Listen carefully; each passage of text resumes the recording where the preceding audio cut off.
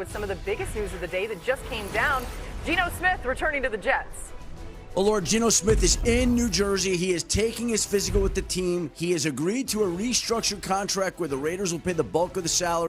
The Jets will take on the rest. And the Raiders are sending Geno Smith and a 7th-round pick to the Jets in exchange for a 6th-round pick.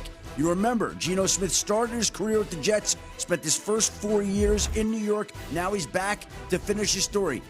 As we put up in the tweet, Geno once said, "They wrote me off. I ain't right back." Well, the letter got lost in the mail. Geno's back now. The mail has resurfaced, as has Geno Smith. He's ready to come back to New York in a full circle moment to finish his career. As for the New England Patriots, they get the wide receiver help that they needed. Romeo Doubs reaches agreement on a 4-year deal worth up to $80 million. Romeo Doubs had been on the market. The Patriots had been looking for wide receiver help after moving off of Stephon Diggs, and now they get their help. Braden Smith, the Colts' versatile offensive lineman, reached agreement today with the Houston Texans. Stays in the division on a 2-year deal worth up to $25 million, including $13.5 million guaranteed. The Texans have put an heavy emphasis into improving their offensive line. They've now done that. They get a deal done with Braden Smith. And the Detroit Lions, who moved on and traded David Montgomery, now are signing Isaiah Pacheco to a 1-year deal. He'll be the type of physical runner that complements Jahmyr Gibbs in Detroit. He leaves Kansas City, who made the move for the Super Bowl MVP, Kenneth Walker. The offseason is the time for player moves. Old back out in Kansas City, old back out in Detroit, new back in Kansas City, new back in Detroit. That's how it works, Laura. Yeah, exactly. And that's why the NFL looks a lot different today than it did 2 days ago. So much action yesterday. As I told you off the top, it's been a little slow today. We'll see if any more action happens in the next couple of hours. Adam's with us the whole way. We take you right till 5 p.m. right after this NFL Live. We got Jason McCourty, Lewis Riddick. Lewis, you got news on your phone? No, you know what? I'm just constantly like Adam just inundating us with all this info, man. Jeremy Fowler as well. Again, we'll go right back to Adam as soon as anything happens, and he'll be bringing us all the latest. But let's start with Geno Smith. Lewis, when you think about the fit there for Geno personally, but also what it means for that offense and Aaron Glenn's team, what comes to mind? I think what comes to mind first and foremost is it's about relationships with Geno, because going back there can't be easy considering how it all started and then how it ended and now how it's restarting again. Full circle moment. Look, that's putting a positive spin on it. It'd be interesting to hear what Geno's really feeling, privately and personally. But I think the most important relationship is the one he's going to have with offensive coordinator Frank Reich. That's the most important thing for me right now is what's that first conversation going to be like? How is Frank going to present this to him as far as, look, this is how I'm going to use you. This is how we can work together. We understand what's happened here in the past. We understand what we don't have. What we do have, though, is we got a hell of a running back in Breece Hall. We got a bunch of young studs on this offensive line. Absolutely. We still need some wide receivers to go along with, Garrett Wilson and really kind of get that part of it going. But this is how I can help you finish off your career the right way, because no veteran wants to kind of just drift off into the sunset with a bad football team. And I think Frank can help him with that. Absolutely. And I think for Geno, the journey is so amazing to think that for Jets fans, Geno Smith coming back to town, they're probably excited to get Geno Smith. Yeah. You're hearing about this trade, and I think if I'm Geno Smith, I would have loved to be a free agent. Just from the standpoint of I would have gotten a chance to choose my destination and really evaluate and see. But I think coming from the Raiders, and the one thing you mentioned I think is so important, if I'm a quarterback, you talked about the young guys up front on the offensive line. When he just left with the Raiders, he was getting beat up last year. So now you get an opportunity to have 5 guys in front of you that can protect you. You have Breece Hall, like you mentioned, to be able to get the ball on the outside, and Fowler's looking like, I got stuff going on. But I hear you. So for Geno Smith, you're excited for the opportunity to go back and right or wrong almost in a sense of how you started your career. Yeah, quick add. Minnesota Vikings were a pivot point here because a lot of these quarterbacks that were becoming available, including Geno Smith, Kyler Murray, others, looked at Minnesota as a destination. So the Jets took the guesswork out. They said, we're just going to get you off the market, even if we have to give up a late-round pick. To us, that's worth it when the Raiders were already covering a lot of the contracts, so they get him for cheap still, and he doesn't get to go somewhere else because Geno was on the short list for Minnesota. Well, a reminder, too, that Kyler Murray, if you're thinking about him, and we've talked a lot about him going to Minnesota, but he won't officially be released until tomorrow. That's why some of that hasn't happened, although you do wonder here, Jeremy, just a quick follow-up, could you see Kyler traded like what we saw here from Geno? We didn't really expect to see this, but is that possible? This does open the door for that. The Arizona Cardinals are doing the same thing that the Las Vegas Raiders just did. You have to cut him by the first day of the new league year, which is tomorrow. So the Raiders said, hey, let's just hold out until we get a pick for him. And the Jets wanted to make sure this worked out for everyone, took him off the market. Certainly the Vikings could do the same thing. But if you're Kyler Murray, if he has any power in this situation, I think he would like to be released. And then he could take his time a little bit. Maybe even go on an official team visit, a free agent visit. Go visit Minnesota. Go talk with maybe even the Colts because they need short-term help while Daniel Jones is getting back from an Achilles. So there are a lot of factors in play. We heard Orlovsky throw that out on Free Agency Frenzy with Pat McAfee a little while ago. Adam, when you think about just this quarterback market and what we're talking about here, what's important context for? Well, Laura, Kyler Murray has a bonus due in his contract later this week at the end of the week, and the Cardinals are not going to pay that bonus. They've already announced that they'll move on from him, but they're going to release him before that bonus is paid. Now, whether they release him tomorrow by 4 p.m. or Thursday or Friday remains up in the air.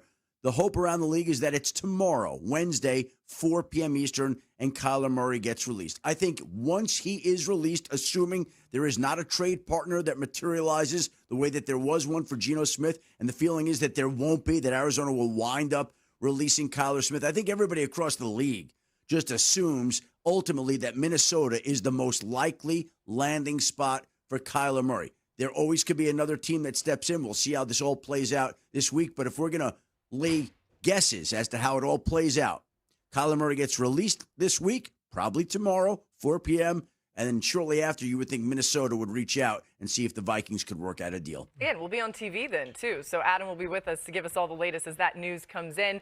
Geno Smith going back to the Jets. That's the news that we know right now. His last appearance for the Jets came October 23rd, 2016.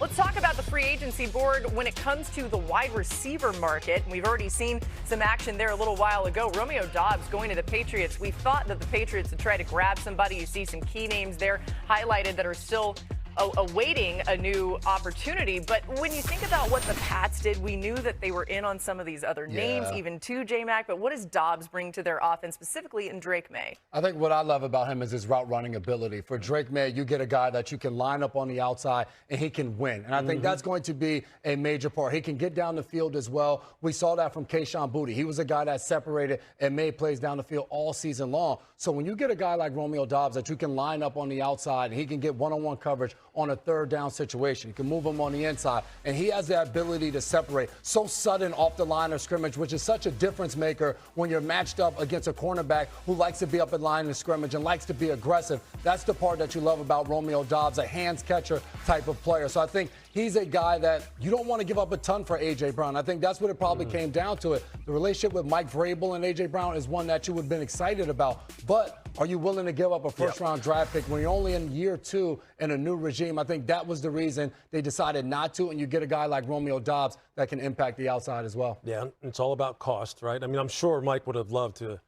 Look, I mean, if you're picking between those two guys and you're sitting in your lineup, you're going, look, I don't want anything to do with number 11 from Philly. I think I'll take 87 from Green Bay. But you're right, Jim. Like, I mean, he's a dude. Look, Romeo Doubs is one of those dudes who's just so slick at the line of scrimmage.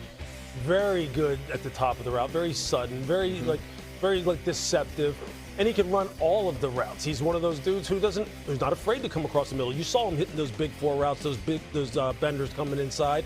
He'll go up and take those. He can win on the fades. He can win on the one-on-ones on the outside. So, yeah, I mean, this was obvious what they needed.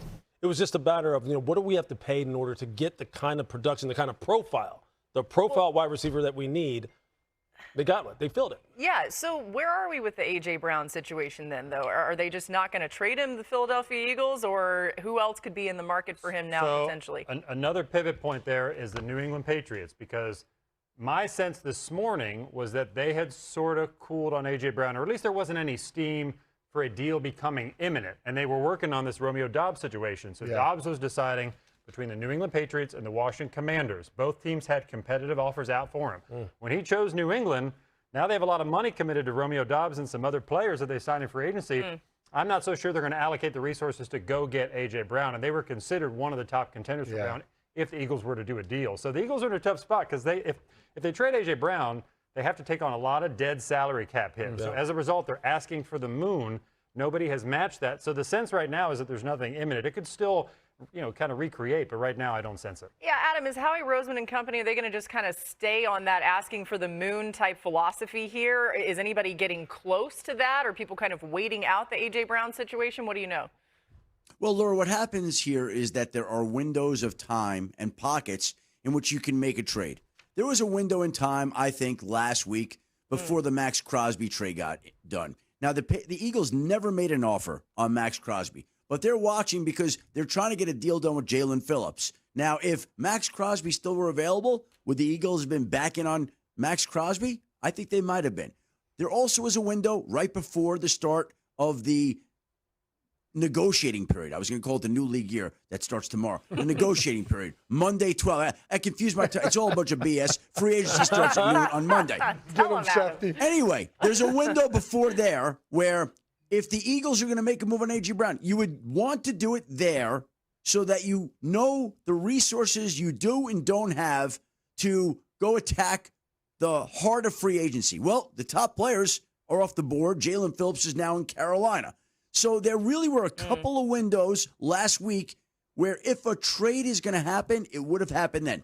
Now, that doesn't mean a trade couldn't come up, but I think there's no urgency. And as Jeremy said, the steam is out right now. So could this bubble up again before or during the draft? Yes, it could. Could it bubble up again before June 1st or right after? It could. Training camp? Yes. It's gone away for right now. It doesn't mean it's gone. But there's no urgency and there's no reason for the Philadelphia Eagles to act on this at this time. It puts my brain back to thinking about, okay, so that means he very well could be back with that team. And you think about the way that things materialized last season, it's a little hard to wrap your mind around that. Again, we have you covered on all facets here during free agency. Adam's broken so many stories. I mean, come on. That is exactly why free agency begins yesterday, and it continues on. We'll talk a lot about the Raiders. They were big spenders. They prepare to draft Fernando Mendoza, but will the ads translate to